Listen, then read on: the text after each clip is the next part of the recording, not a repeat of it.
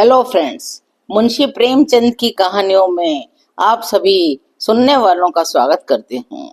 आज की कहानी का शीर्षक है शतरंज के खिलाड़ी। वाजिद अली शाह का समय था। लखनऊ विलासिता के रंग में डूबा हुआ था। छोटे बड़े अमीर गरीब सभी विलासिता में डूबे हुए थे। कोई नृत्य और गान की मजलिस सजाता तो कोई अफीम की पिनक के ही मजे लेता। जीवन के प्रत्येक विभाग में आमोद प्रमोद को प्राधान्य दे रखा था।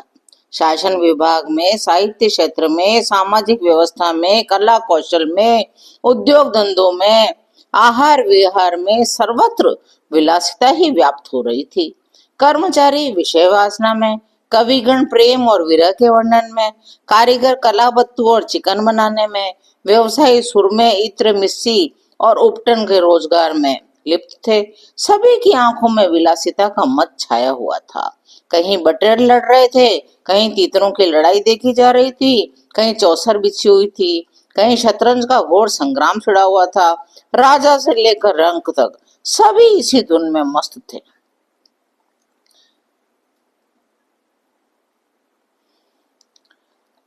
मिर्जा सज्जाद अली और मीर रोशन अली अपना अधिकांश समय बुद्धि तीव्र करने में ही व्यतीत करते थे। किसी विचारशील पुरुष को इसमें आपत्ति ही क्या थी।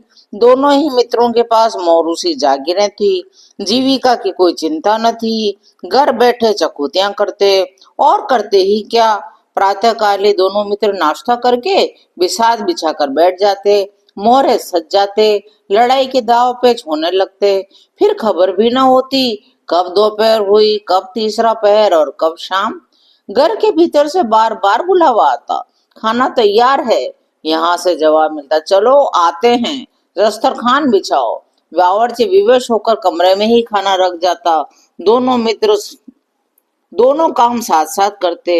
मिर्जा सज्जाद अली के घर में कोई बड़ा बूढ़ा न था, इसलिए मिर्जा सज्जाद अली के दीवान खाने में ही बाजियां जमती थी। मगर यह बात न थी कि मिर्जा के घर के और लोग उसके व्यवहार से खुश हों। घर वाले का तो कहना ही क्या, मोहल्ले वाले, घर के नौकर चाकर तक नित्य द्वेषपूर्ण टिप्पणियां किया करते थे। बड़ा मनहूस खेल है, घर को तबाह कर देता है। खुदा न करे किसी को इसकी चाट पड़े।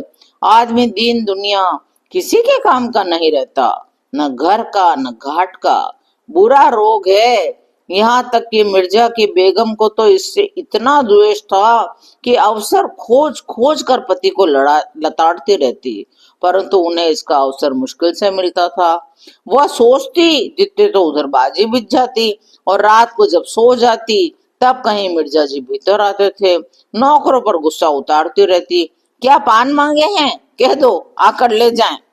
खाने की भी फुर्सत नहीं है, ले जाकर खाना सिर पर पटक दो, खाएं चाहे कुत्ते को खिलाएं। पर रूबरू तो कुछ कह नहीं पाती थी।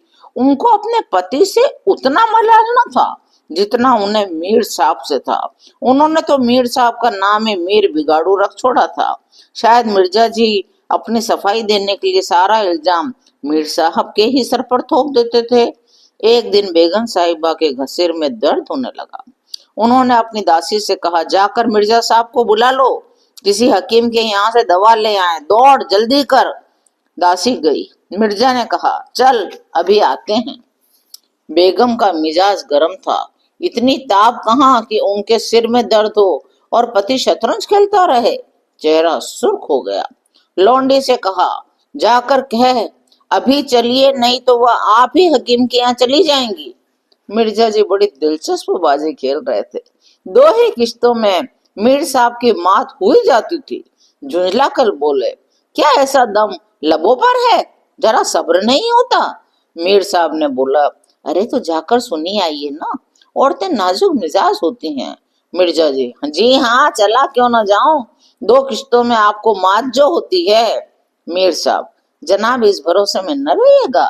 वह चाल सोची है क्या आपके मोहरे धरे रह जाए और मात हो जाए, पर जाइए सुनाइए, क्यों खामखा उनका दिल दुखाइएगा।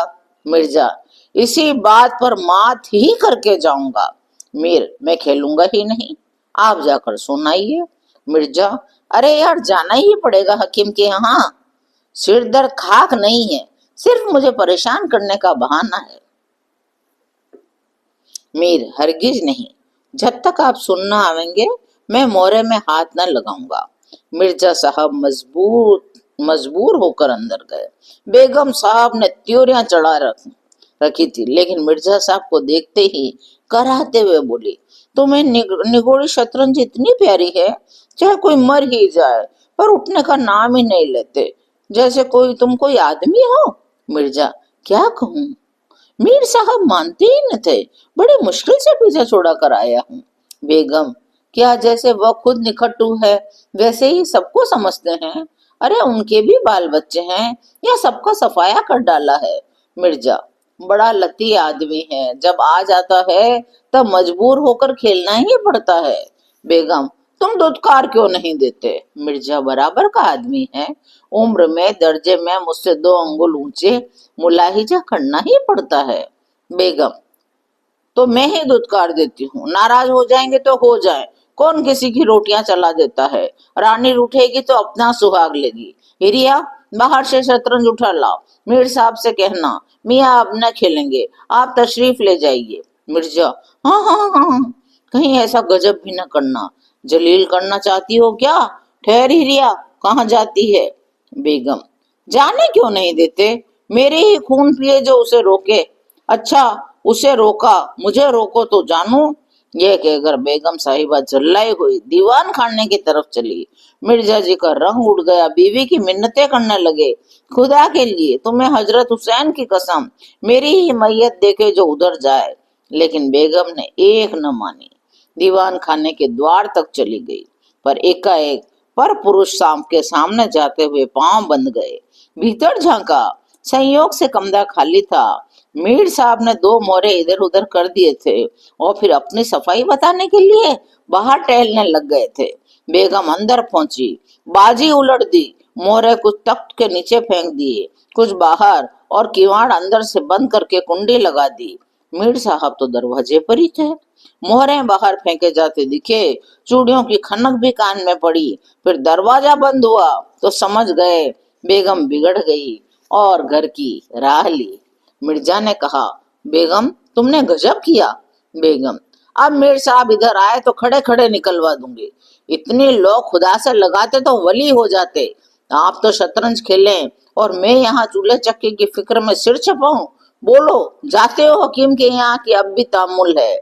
मिर्जा घर से निकले तो हकीम के घर जाने के बदले मीर साहब के घर पहुंच गए। सारा वृतांत कह सुनाया। मीर साहब बोले, मैंने तो जब मोहरे बाहर आते देखे तभी ताड़ गया, फौरन भाग गया। बड़ी गुस्सेवर मालूम होती हैं। मियाँ, आपने उन्हें बहुत सर चढ़ा रखा है, यह मुनासिब नहीं। उन्हें इससे क्या मतलब कि आप बाहर क्या करते हैं? घर का इंतजाम करना उनका काम है, दूसरी बातों से उन्हें क्या सरोकार? मिर्जा, खैर यह तो बताइए अब कहाँ जमा होगा? मीरा, मीर, इसका क्या गम, इतना बड़ा घर पड़ा हुआ है, बस यहीं जमेंगे। मिर्जा, लेकिन बेगम साहब को कैसे मनाऊंगा?